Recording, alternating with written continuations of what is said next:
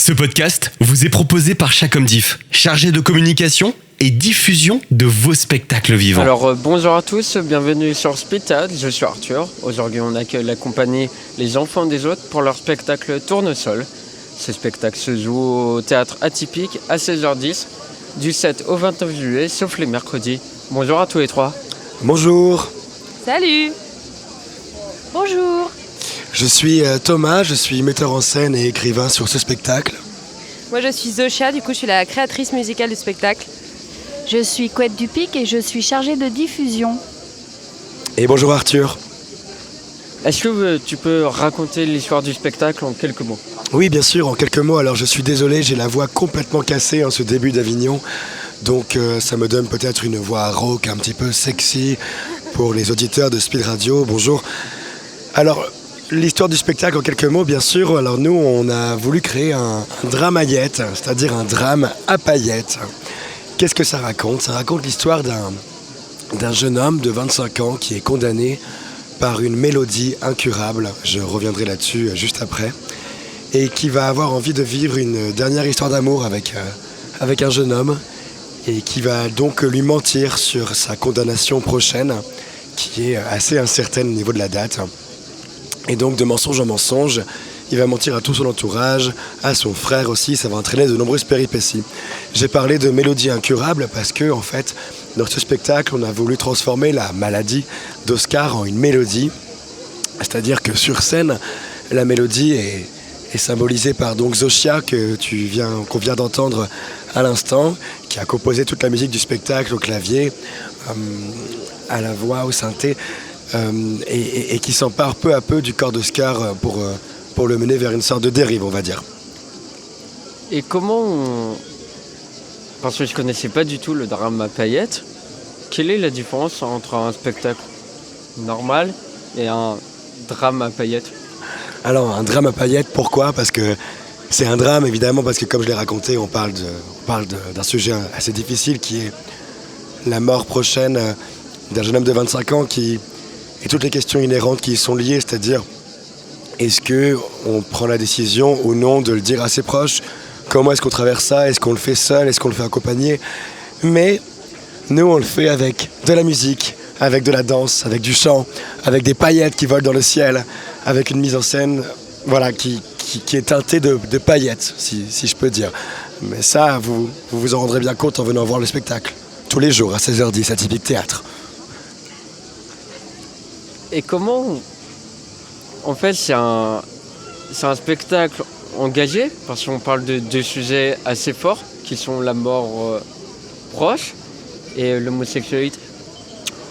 Écoute, je dirais pas que... Enfin, je pense que c'est une question de point de vue, à savoir si c'est engagé ou non. Nous, ce qu'on a voulu traiter dans ce spectacle, en tout cas, c'est que l'amour qui unit Oscar et Tim, donc les deux protagonistes principaux de la pièce, ne soit jamais remis en question, ni mis en valeur pour ce qu'il représente, en tout cas en termes d'homosexualité, comme tu viens de le souligner, mais plutôt que ce soit un amour simple entre deux personnes.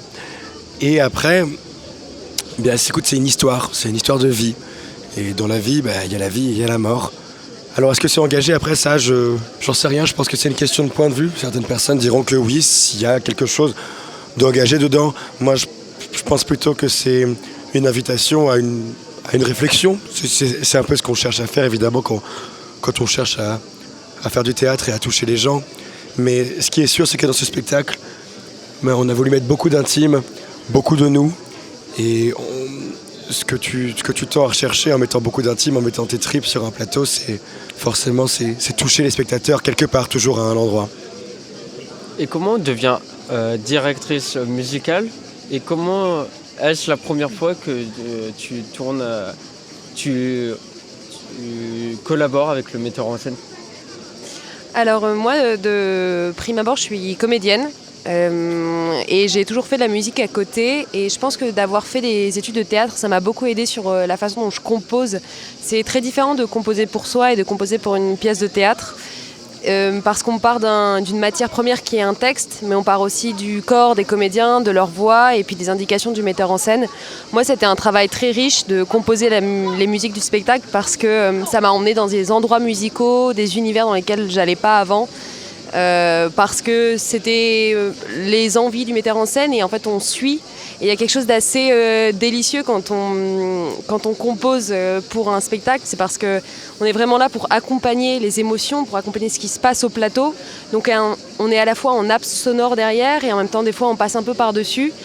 Et c'est vraiment comment rajouter de la couleur, de l'intensité à certains moments du spectacle. Et c'est très sensible, je trouve, comme travail. Et qu'est-ce qui t'a convaincu de faire la pièce, de participer à ce projet ? Déjà, on se connaît assez bien parce qu'on a fait la même formation de comédien, parce que je suis comédienne aussi à la base. Et je suis tombée littéralement amoureuse de cette pièce qui aborde vraiment des sujets du quotidien et avec humour, un peu de cynisme aussi, mais une vérité. Et chacun peut se retrouver dans cette histoire sensible, dramatique et parfois joyeuse. Et j'adore aussi la musique au plateau. Et voilà, c'est une histoire de cœur, une rencontre de cœur et d'amour entre tous les personnages qui sont dans cette pièce, le metteur en scène et auteur qui est Thomas, et la pièce en elle-même. Et Thomas, c'est la première fois que tu écris une pièce ? Oui, c'est la première fois, c'est un premier projet, c'est une première écriture. Oui, c'est la première fois. Pas la dernière, j'espère. Du stress, comment tu t'es senti à la fin d'écrire cette pièce ? T'étais soulagé, tu te dis j'ai envie d'en refaire ? Écoute, c'est un travail permanent parce que cette pièce, elle a été écrite, mais réécrite et réécrite et réécrite et encore réécrite. Et même là, le début d'Avignon, pour nous, c'est presque une forme de petite résidence parce qu'on avait encore beaucoup réécrit la pièce avant d'arriver. Et on est arrivé un peu à notre forme finale hier, justement. Donc on va vraiment commencer le festival, on va dire, à partir de demain, dans la forme de la pièce telle qu'on a envie de la montrer. Donc pour l'instant, non, moi je pense qu'il n'y a jamais vraiment de grand soulagement, en tout cas face à l'écriture, parce que tu es en perpétuelle remise en question par rapport à tout ça, en perpétuel questionnement. Et évidemment, ce qui est le plus beau, c'est quand tu commences à sentir la pointe de fierté vis-à-vis de ce que tu as fait, vis-à-vis de ton travail. Et ça commence vraiment à arriver. Mais cette pièce, elle a joué à Paris d'abord, dans 2 théâtres, dans des formes encore différentes, tu vois.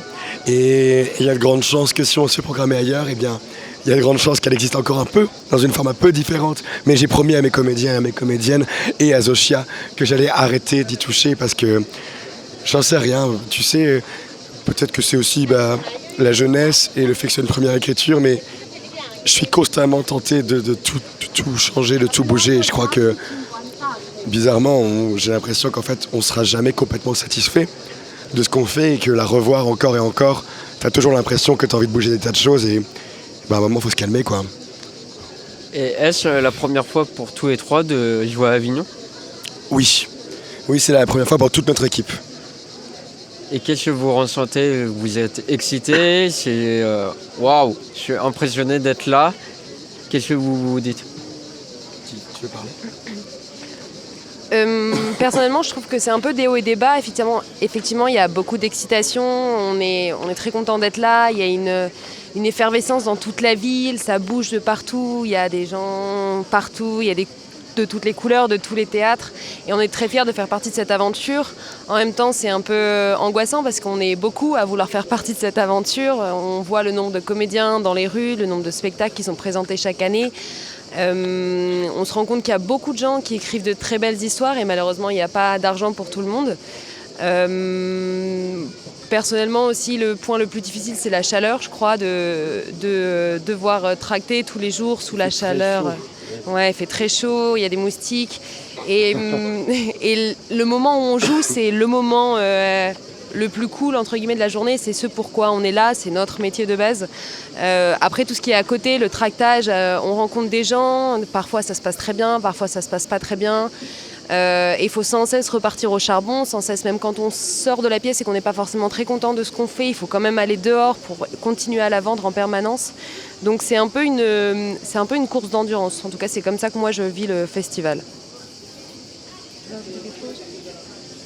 Ouais, moi je suis en train de me dire que ça va être une super école, tu vois, en termes de motivation, tu vois, et de savoir ce que tu veux et de t'y tenir.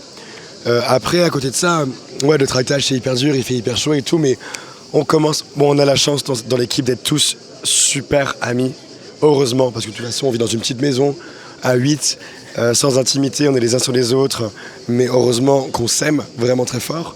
Mais on commence à trouver un peu des rythmes de croisière sur notre tractage, on essaie des tas de choses différentes, on essaie de faire un peu la fête sur les places avec de la musique, et il y a Zoshia qui chante, et on met du Mylène Farmer à fond, et on danse, parce que dans notre spectacle il y a du Mylène Farmer, oui il y a du Mylène Farmer, vous avez bien entendu. Il y a les musiques de Zoshia, et il y a Mylène Farmer, voilà. Mais c'est dur, mais c'est beau en même temps, vraiment c'est chouette, c'est une super expérience. Et puis on a plein de copains, compagnie aussi qu'on voit, et ça met du baume au cœur. Dans les rues, on croise du monde qu'on connaît, on est ah super, t'es là. Et on rencontre de nouvelles personnes aussi. C'est ça aussi le festival. On s'en rend compte, c'est l'humain, c'est rencontrer des gens, et c'est super. C'est de l'euphorie, mais c'est de la kiffance. Ouais, carrément. Quand on voit, je ressens à peu près la même chose que toi. Je veux dire, quand je vais dans la rue et que je vois des personnes qui distribuent des tracts et tout, je trouve ça, waouh, j'adore. L'ambiance est géniale ici. Il y a plein de monde dans les rues, ça fourmille, ouais. Et quels sont les projets par la suite pour la pièce? Pour la pièce ou pour la compagnie? Pour la pièce. Pour la pièce, écoute, nous on arrive à Avignon du coup avec l'optique de rencontrer du monde, de se faire connaître, de présenter notre compagnie et nos projets. La pièce, on adorerait se faire programmer principalement en province parce que nous on est à Paris, mais on voudrait vraiment jouer en dehors de Paris. Donc à voir ce qui se passe sur le festival. Pour ce qui est de la compagnie, on a des projets un peu en stock. On va dire qu'à la rentrée, on va se mettre à la mise en scène d'une pièce de Dennis Kelly qui s'appelle Girls and Boys. Avec donc Couette qui est juste à côté qui va jouer le rôle principal. C'est un seul en scène, c'est super.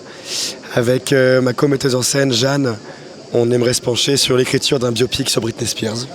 Voilà, c'est très sérieux ça aussi. Et puis on a 2-3 projets qui fourmillent ici et là, qui viennent aussi des copains externes à la pièce, qui voudraient venir travailler avec nous, voilà. J'ai pas entendu un biopic sur Britney Spears. D'accord. Original. Original, ouais. Il y a beaucoup à dire sur elle. Et on n'a pas encore le rôle. Appel à candidature, nous recherchons notre Britney Spears. Qui veut reprendre Britney Spears, je lui laisse ma place avec grand plaisir. Et on a aussi une autre pièce aussi dont on a les droits de Fab Caro, Formica, qu'on espère jouer l'année prochaine. On a quelques touches dans des théâtres parisiens à voir, j'en dis pas plus. Restez branchés, les enfants des autres. Vous pouvez nous suivre sur notre compte Instagram, les enfants des autres en minuscules, tout attaché. Et du coup, on sait où on vous retrouve au mois de juillet prochain. Du coup. Eh oui, probablement ici, dans la fournaise, si on n'est pas mort avant. Parce que moi, là, je suis prêt à claquer, je pense, avec ma voix, là. Et est-ce que vous êtes d'accord avec moi pour dire que Avignon est un tremplin? Oui, probablement. C'est dur quand même, faut pas se leurrer. Hein. Il y a quand même 1500 spectacles. Il y a... en fait, c'est un tremplin... il y a 1500 spectacles avec des théâtres qui sont...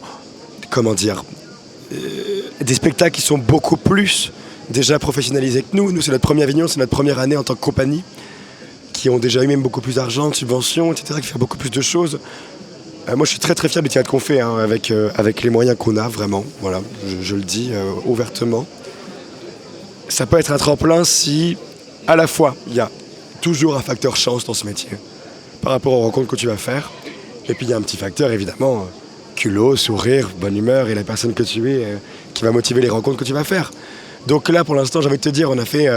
le festival a commencé vendredi, on est mercredi. Je peux pas te dire pour l'instant si c'est un tremplin ou pas. On se reparle à la fin du mois. Et qu'est-ce que tu dirais à un jeune qui veut aller à Avignon mais qui n'ose pas? je lui dirais, va faire de la banque. Change de métier. Fais un braquage. Non, on rigole. Bah, en fait, tu dis qu'il n'ose pas, mais pour faire Avignon, il faut de l'argent. C'est tout. Que ce soit en subvention, que ce soit avec les recettes que tu fais dans d'autres théâtres, que ce soit grâce à du financement participatif. Il faut de l'argent déjà pour commencer. Et ça, c'est au-delà d'oser. Ensuite, si ces conditions-là sont réunies, ose alors. Ose. C'est tout ce que je peux dire, tu vois.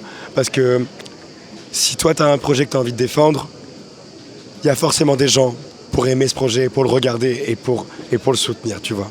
Toujours.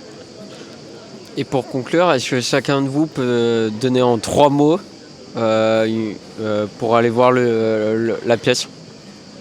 Donner envie aux auditeurs d'aller voir la pièce en 3 mots. Paillettes, drame, humour.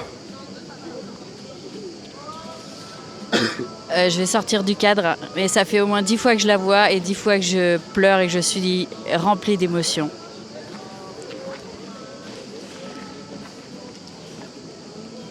Je suis paniquée là. Je panique. Ouais. Je dirais.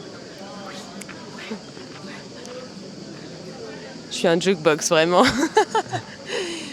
I get down on my knees, just trying to know you. I get down on my knees, just trying to get you. Voilà, c'est un peu plus de 3 mots, mais ça valait la peine, je crois. Oui, et de façon très originale parce qu'on me l'a jamais fait. Et c'est très original, j'adore l'idée. Merci à tous les 3, je rappelle... Merci Arthur. Je rappelle le nom de la compagnie Les Enfants des Autres pour leur spectacle Tournesol au théâtre Atypique à 16h10 du 7 au 29 juillet, sauf les mercredis. Merci à tous les 3. Merci. Bonne journée. Toutes les interviews Speed Théâtre sont à retrouver sur www.speedtheatre.fr.